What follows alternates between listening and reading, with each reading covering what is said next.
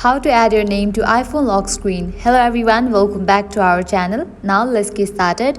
Firstly, what you have to do is download this app, Anytext. You can get this app easily from the App Store. After you download this app, open it.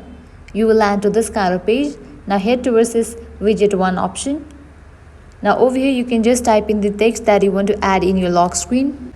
After you type in that, tap on this icon. Now from here you can edit the text, you can select the text style, likewise you can select the text size. Also you can select text alignment, widget style, and after you customize all of these you can just tap on the option of done given at the top right corner. Tap on done, tap on OK, go back. Now you can close this. Now swipe down from the left corner of your screen, long press on your lock screen.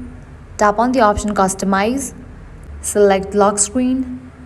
Now tap over here, and with that different widgets will appear. Just scroll down. Over here you will find the app Anytext. Tap on it, and with that you will be able to find your text. So what you can do is tap on it, and you can see that I just added text in my iPhone lock screen. So this is how you can easily add your name to iPhone lock screen. You can apply the same process and create other text as well. At the end, if you guys find this video helpful, make sure to like, share and subscribe. Thank you.